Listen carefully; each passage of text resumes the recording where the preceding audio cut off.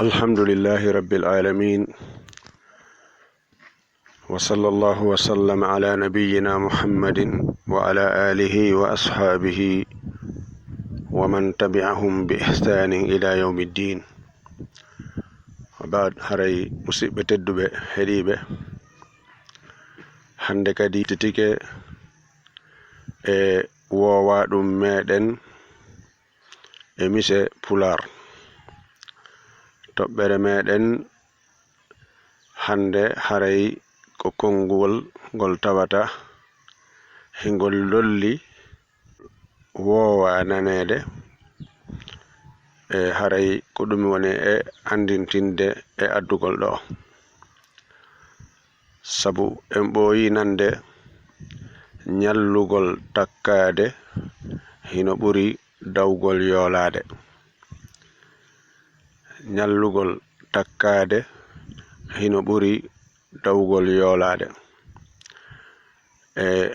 Haray ngol ɗon konngol no andirɗon non hingol wowli hoore maggol, kono non kon ɗum marɗen koyɗen nana ton kadi ɓaawo nde nanɗen ngol kangol tungol tindini ko ngol faandi.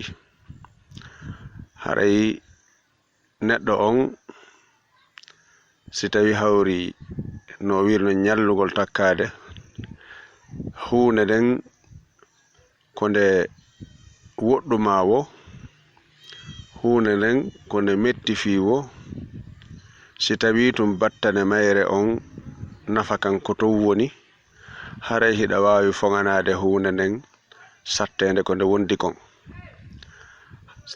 si tawi hawri a waɗi ɗum, a heɓoye daɗal ɓaawo nde heɓuɗa ko faalaɗa kon, a yejjitay tampere ko tampunoɗa kon e muɗum.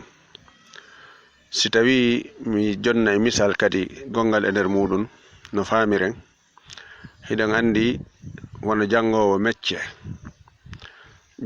mecce wona ñande o naati jangugol mecce ɗen o wonata gollitirowo mecce ɗen, kono non caɗele heɓaydemo hen, tampere heɓaydemo nden ha o wawa mecce ɗen. ɗum ɗon koko muññante. si a muññali a nodditiroytake wawde mecce ɗen. si tawi a muññaki ɗum ɗon habbiɗa ha yeru duuɓi ko wawata wonude ton, si wawa kon, haray a nodditiroytake wawuɗo ɗen ɗon mecce walla gollitirgol ɗen ɗon mecce, koma muññanoɗa ɗum. ko ɗum woni ñallugol takkade ngol. dawgol yoola gongol woni si tawi hawri hara a ari a tawi walla ɗum ɗon on ɗon mo mecce, si tawi hawri o hawjani wonugol makko nodditirede mecce ɗen, o janganali ko o wawi kon, si o jonnoyama golle o wawataɗe gollirde no ɗe haniri non, sabu o janganali ɗe ha o timmini. ko ɗum woni yoolagol. hino hasika o jonne ko gollete o wonoya wattowo ko bonni. haray ka raɓɓindigol dal konguɗi ɗin hiɗi ton, goɗɗi ɗin hino weli nande, goɗɗi ɗin kadi hara no wodi nananɗe ɓeydiɗe ko ɗi faandi kon. inchallah haray hande ko ɗum ɗo woni konngol meɗen ngol mi fillito woni dawgol ñallugol takkade hino ɓuri dawgol yoolade. ñallugol takkade hino ɓuri dawgol yoolade.